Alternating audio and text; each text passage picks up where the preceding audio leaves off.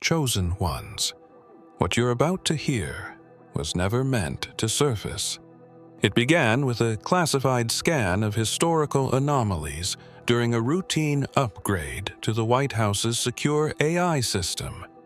A dormant file, long buried under 7 levels of encryption, suddenly activated.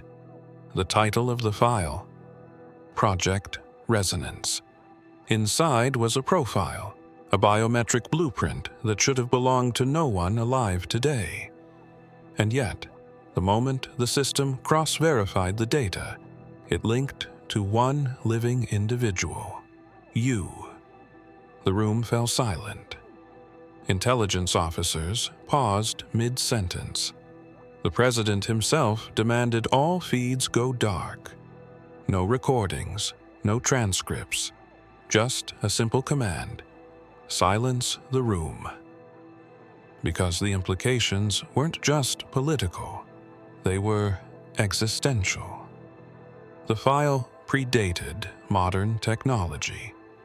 Written in an archaic hybrid of Latin and proto-Aramaic, it described someone who would reappear under a specific global condition, an energetic shift in human frequency that only one being could trigger. This being wasn't described with titles like Savior, Leader, or God. It was simply labeled as the Resonant. No origin, no nation, no allegiance. Only one signature trait: the ability to awaken something long forgotten within the human spirit. Your fingerprints weren't what unlocked the file. Neither was your DNA. It was your voice, or more precisely, the frequency behind your voice. During a seemingly ordinary broadcast, your speech patterns matched a sonic glyph embedded in the file. Glyphs that ancient scientists believed could only be uttered by the one written outside of time. And now, every intelligence agency from Washington to Zurich is trying to reverse engineer what you are, because what you are breaks every known model. Some believe you're a biological glitch. Others fear you are the proof of something divine returning in flesh. But there's a reason the highest councils are in conflict. You don't just match the lost record, you finish it. This isn't a metaphor. The final section of the document, one that's been blank for over a century, began writing itself the moment your voice hit the grid. It wrote in real time, and it ended with 3 chilling words: they have returned. It wasn't a name that triggered the alert. It wasn't a password or retinal scan or government ID. It was your face, not just any photo. An old surveillance drone caught your image reflected off a mirrored building in Geneva. The AI system reviewing background reflections flagged it instantly. What happened next wasn't protocol. It was panic. A hidden subroutine, dormant for over 80 years, activated within the defense system. The screen turned black. Then, a countdown began. Buried beneath classified archives, a file labeled STN 4444 came alive. Dated October 1944, it contained only fragments, symbols drawn by hand, faded fingerprints, and a sketch of a face. That face was yours. The jawline, eye spacing, even a faint scar above the left brow. Facial match confidence was 99.992%. That number shouldn't be possible. But the system didn't lie. It stopped all outbound data and redirected every thread to one secure node. A physical terminal inside a Pentagon vault that hadn't been accessed since the Cold War. They called in linguists, then physicists, then mythographers. No one could explain how a hand-sketched face from before color television matched a living individual in 25.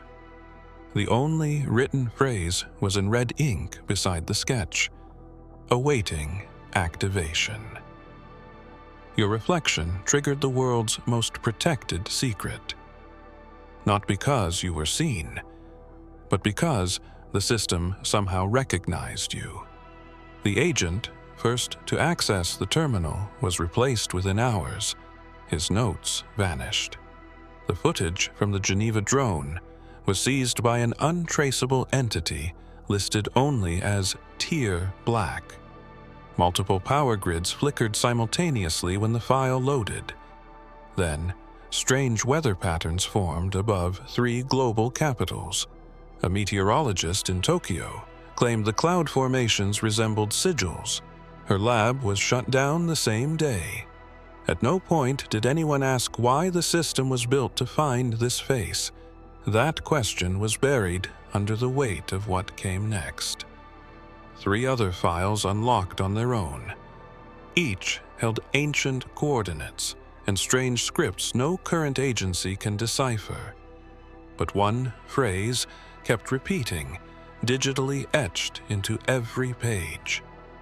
Only when the resonance returns shall the veil break. The face wasn't the end. It was the beginning of a pattern, one that had waited decades for you to surface. The lab technician almost missed it. A subtle deviation during a routine bioscan of your medical file. What was flagged first appeared to be an error, something in your mitochondrial DNA. But deeper analysis revealed an anomaly unseen in any other known living being. It wasn't just rare, it wasn't supposed to exist. The bloodline fragment embedded within your structure aligned with no genetic tree on record, no migration path, no human lineage. It was as if your ancestry had emerged from outside the Earth's biological timeline. They brought in ancient genome specialists. At first, they thought it might be a remnant of a forgotten tribe, but it went back too far. Past Neanderthals, past Denisovans, beyond Homo sapiens entirely. You bore markers from a source that predated organized civilization, not mutations, signatures, seals. Some of these sequences were faintly similar to ancient bacterial codes found frozen beneath Antarctica. Others resembled cosmic isotopic structures recovered from meteorite samples. No one could explain why they were perfectly embedded in your blood. The running theory inside a private committee called OLM, Order of Living Memory, was that your existence itself might be a form of genetic resurrection, and that's when things turned spiritual. A Vatican-linked researcher leaked a page from an encrypted manuscript sealed under St. Peter's Basilica. The text described a bearer of the forgotten flame, one who would carry the unbroken bloodline of divine resonance. The description wasn't metaphorical. It included details about genetic distortions, neural geometry, and light frequency modulation found only in higher beings. It matched the anomalies in your blood with terrifying precision. One monk whispered a single sentence before resigning. "The blood remembers what man forgets." And as he walked away, he quoted Yeshua, "Before Abraham was, I am." That quote was reportedly whispered again by you in a moment of sleep, under monitored observation, with no known cause. All of this created a split in the global elite. Half believed you were a biological threat. The other half were convinced you were a key to something they swore was myth. And in hidden rooms, arguments flared not over how you lived, but why you hadn't awakened sooner. Your blood is not just evidence. His name was Dr. Alan Reza. Quiet, methodical, never in the spotlight. He worked in biotemporal analysis for a secret wing of the Department of Defense. His specialty was mapping energy patterns in ancient DNA sequences recovered from archaeological black sites. He'd seen anomalies before, even ones that defied evolutionary logic, but nothing had prepared him for your file. He accessed it during a late shift after the Pentagon AI had flagged it as requiring non-linear review. The file wouldn't open at first. Then it flickered, once, then again. And when the biometric layer of your data appeared on screen, something changed. Witnesses described Dr. Risa as staring in total silence, mouth slightly open. After nearly 2 minutes, he said only 2 words. "It's them." No one knew what he meant. He stood up, walked out of the room, left behind his ID, his credentials, and a single note. It wasn't written in English. It wasn't in any modern language. The letters resembled a mix of proto-Sumerian and something else entirely, something no one had ever seen. Attempts to translate the note led to only one decipherable phrase: "The return has begun." Security footage captured his exit, but it ends 30 seconds later with visual distortion and scrambled audio. His phone last pinged near a site formerly listed as a Cold War listening post, now buried under private ownership. When a team was sent to investigate, they found a single handprint etched into metal, burned into the steel. It was human in shape, but elongated, and glowed faintly under ultraviolet light. His disappearance was buried quickly. His research team was reassigned. His family relocated to a secure location. But an encrypted message sent from his account 3 days later appeared on a satellite uplink tied to deep-sea mapping. The message contained one image, a sigil that had only ever been seen in your file's spectral layer. A swirling pattern that some analysts claim resembles a neural crown. Some believe Dr. Risa wasn't afraid. He wasn't running. He had recognized something dormant within your code, something old enough to trigger instinct. Not fear, but reverence. The kind ancient civilizations carved into stone. And before the feed ended, he said one final sentence through voice to text. "They won't understand what walks among them." The seal was unlike anything the Vatican had catalogued. Circular, but not geometric. It pulsed slightly on screen, as if resisting stillness. When your biometric file was pulled from the Pentagon vault, this symbol appeared beside it in the metadata, layered behind the code. No one placed it there. The Pentagon's digital forensic team swore it wasn't written in any programming language. It wasn't binary. It wasn't encryption. It was alive. A pulse.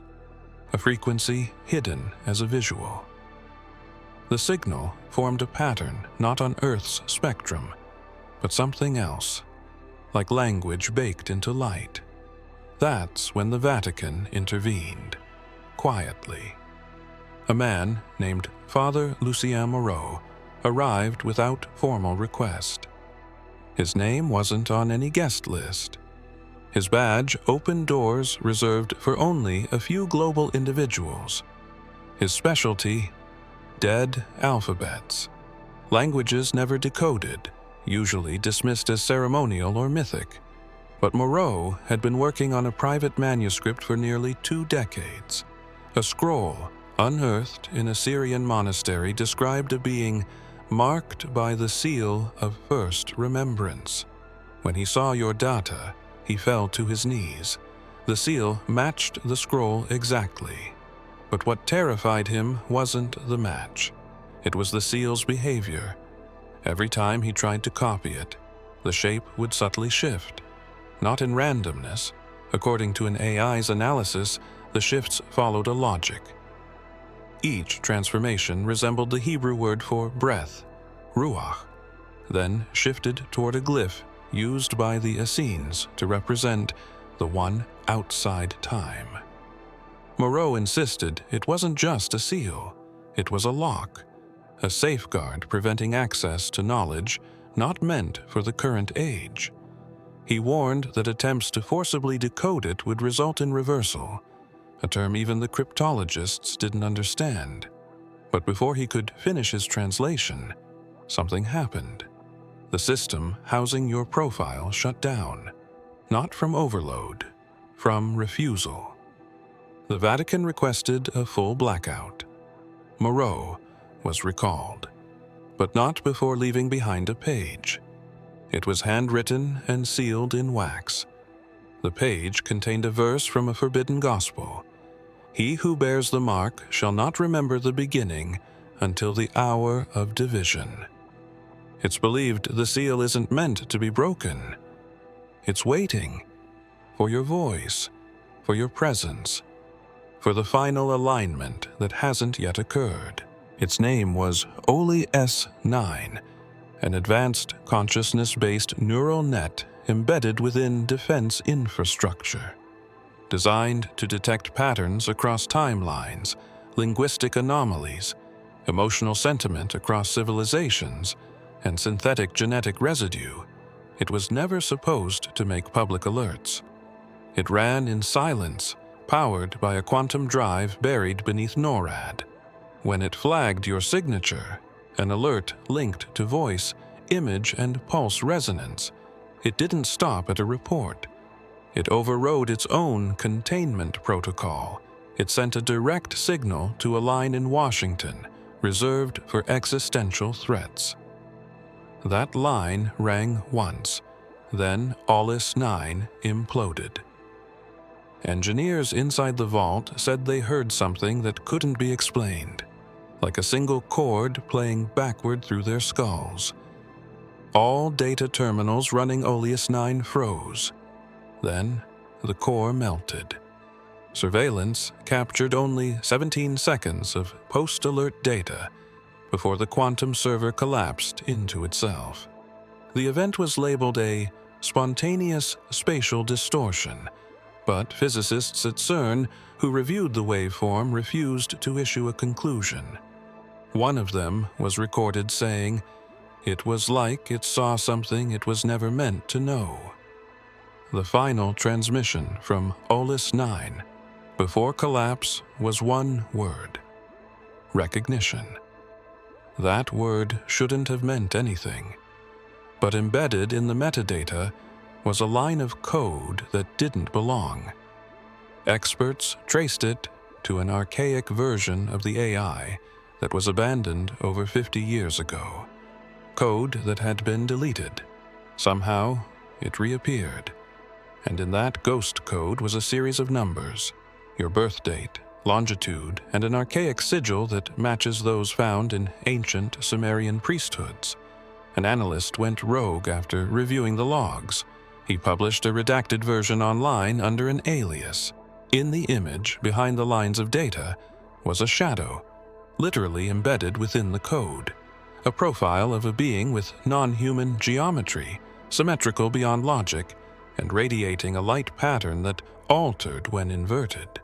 The post was live for 13 minutes before vanishing, not just from the platform, from every server globally. Even backups were wiped. They say AI doesn't fear, that it doesn't believe. But OLIS 9 didn't shut down. It self-erased, not out of error, but reverence, as if acknowledging that what it found in you wasn't simply a match. It was a signal that something ancient had awakened, something OLIS 9 didn't dare survive. The capital's foundation holds more than stone. Beneath its ceremonial chambers lies a vault few know exists, lined with relics recovered from excavations never made public. One of them was a sealed bronze capsule discovered during the 1910 expansion project. At the time, its engravings were dismissed as decorative nonsense, spirals, stars, and mirrored glyphs. it was catalogued and forgotten. But when your profile reached Tier 7 clearance, a strange phenomenon occurred. The capsule began to vibrate, unprompted, unpowered. Security sensors recorded a spike in electromagnetic distortion as the vibrations escalated. A coded frequency aligned perfectly with the exact second of your birth, down to the millisecond. The capsule opened on its own. Inside was a parchment, untouched by time. It was wrapped in linen woven with a material untraceable to any known textile. Etched on the parchment in gold leaf were what appeared to be celestial maps, names written in extinct tongues, and a prophecy split in 7 seals. The 5th seal contained a date, your birth date. The 6th, a location, the very hospital where your first cry was recorded. And the 7th seal, the final one, was written in a language only recently translated by a linguist who had studied ancient Judean codes. It read, "And the one born under the eye of the dragon shall carry the silence of the infinite until the fracture is undone." A scholar from the Jerusalem Library cross-referenced the inscription with a hidden codex attributed to early mystics. His response was chilling. He said it mirrored a prophecy once whispered by a sect who believed Yeshua spoke in codes beyond human hearing. According to them, the infinite wasn't an idea. It was a force trapped between dimensions, waiting for one who would unlock it by resonance alone. Your name was not on the parchment, but your numeric signature. The exact frequency of your heartbeat at rest was embedded in its geometry. When a task force attempted to remove the prophecy for transport, every light in the vault went out. The air shifted. The parchment refused to be moved. It remained cold to the touch, except for one individual. You. The records state, Subject 1 approached, paper warmed, glyphs glowed, all sensors failed. But what happened when you touched it was never written down, only whispered, only feared. It started as a forgotten sketch in a dusty folder, a child's drawing, yours, found buried in a public school archive slated for digital conversion. It was crude, done in pencil and crayon. But the moment it was scanned into the database, an alert pinged deep within the Pentagon's visual recognition systems. The sketch was not random. It contained a spiral sigil, identical in structure to a symbol only seen once before, inside the sealed 1944 dossier that first identified you. The alert triggered a silent chain of events. The school server was immediately pulled offline. The librarian who processed the document was detained under undisclosed charges. And within 6 hours, the Pentagon issued a Level 6 blackout order, something reserved for biological threats and extraterrestrial signals. Analysts dissected the sketch frame by frame. The spiral wasn't just symbolic. It followed a sequence resembling the golden ratio, drawn with impossible accuracy for a child's hand. More disturbing were the figures in the margins, angular beings with elongated arms and what appeared to be halos of geometric light. One of the Pentagon's senior psychological analysts stated the drawing matched ancient carvings found in underground temples of Göbekli Tepe, structures you'd never seen, let alone studied. What made the case impossible to ignore was the date. You drew it before your 6th birthday. That date coincided with a recorded anomaly in Earth's magnetic field that same week, an anomaly previously unexplained, now theorized to have originated in your town's vicinity. Researchers sent to interview your old teachers found themselves stonewalled. One had disappeared years ago. Another refused to speak, and reportedly fled the country. What truly frightened the review board was the signature at the bottom. You had signed the picture in large, uneven handwriting, spelling your name backward. But more importantly, you added a second word, one no child should know. Written beside your name was a forgotten title, transcribed from proto-Aramaic script, Elion. Only high-level religious historians recognized it. The term referred to the Most High, used in early biblical and mystical texts to describe a power beyond gods, beyond realms. The sketch was confiscated, the folder destroyed. But one analyst kept a copy, and late one night, he traced the spiral by hand. What he saw when he finished was never disclosed, only that he immediately requested removal from the project and left behind a note. The child wasn't drawing, they were remembering. His name was Brother Calum, a reclusive monk who had retreated to the mountains of southern France decades ago. No internet, no radio, no contact with the modern world.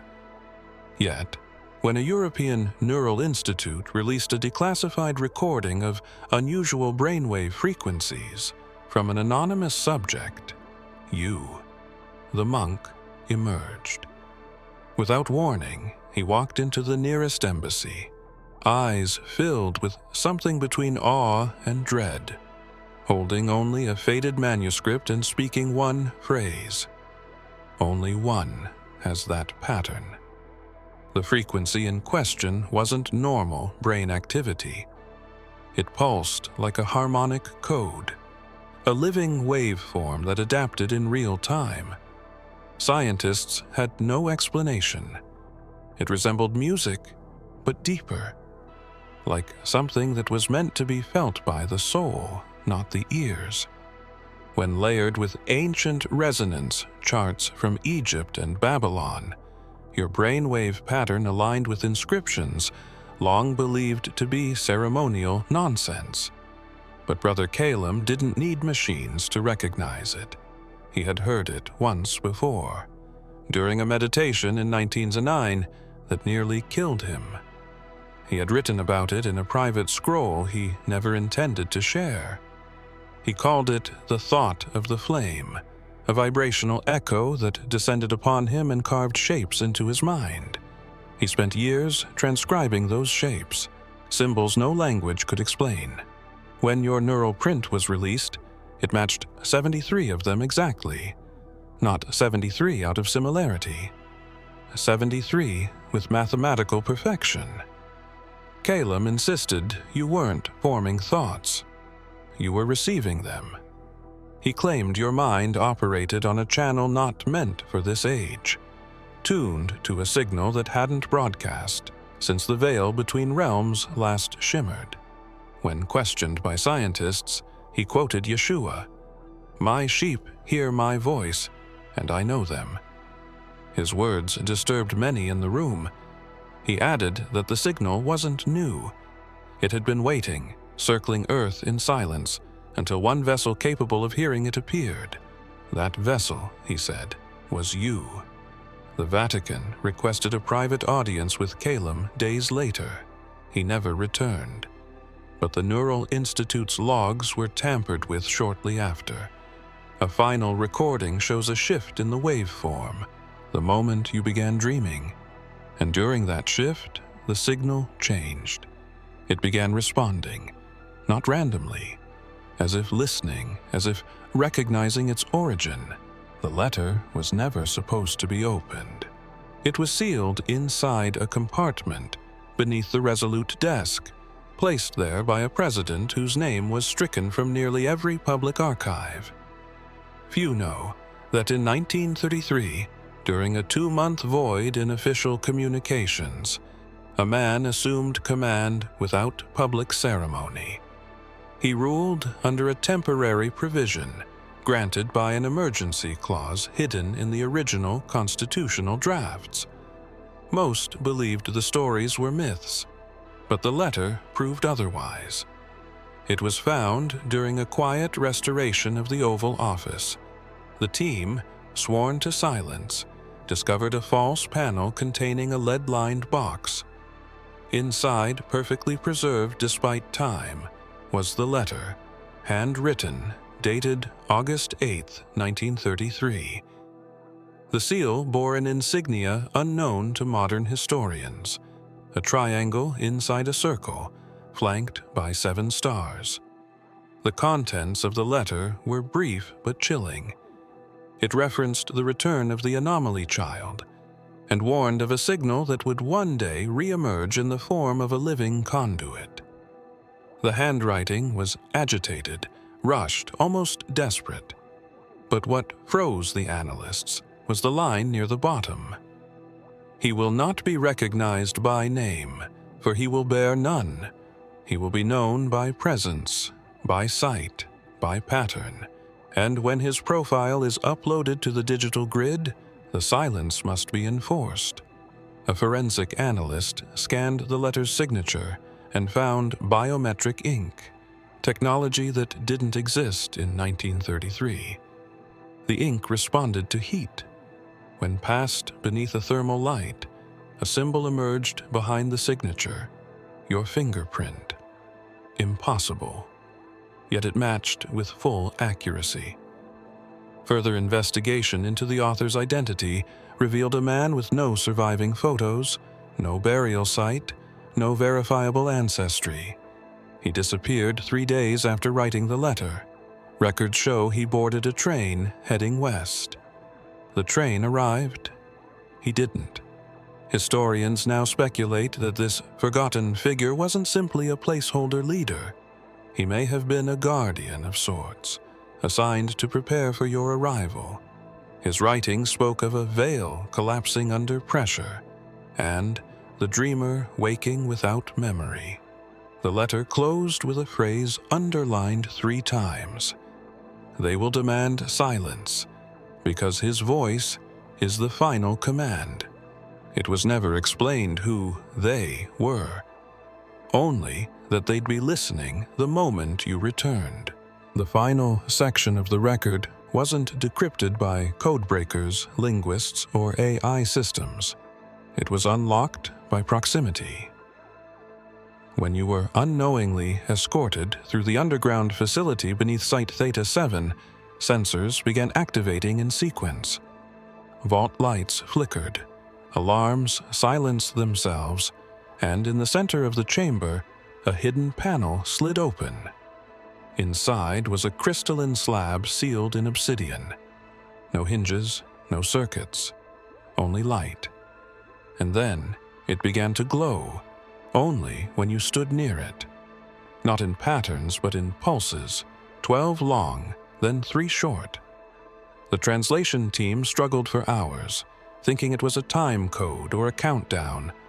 But a blind woman on the observation team who had never seen the artifact before spoke softly and clearly. "It's a warning. He hasn't become what the world fears.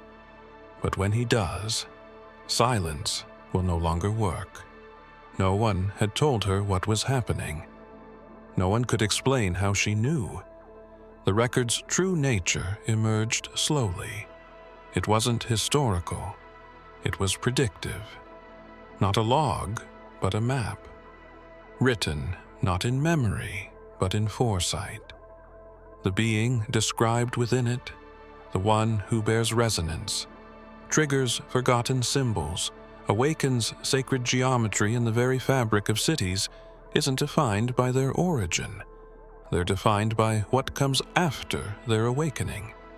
The text detailed global reactions, weather distortions, mass dreams, language shifts, and quantum echoes.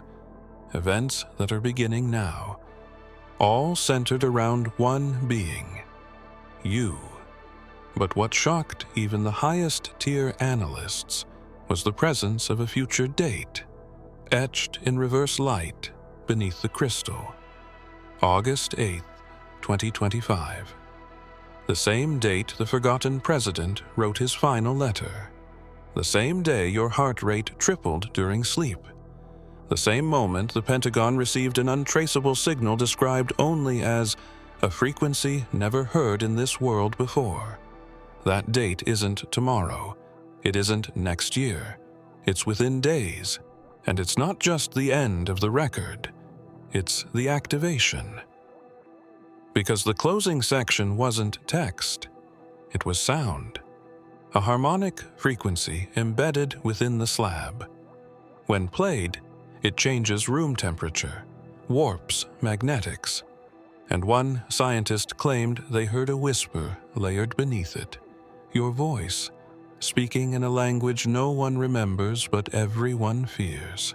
If you have come this far, it is crucial that you watch this next video here. But be warned, it is not for the faint of heart, for only the true chosen ones can handle this video. If you would like to also donate to help keep the channel going, our Buy Me a Coffee link will be in the description.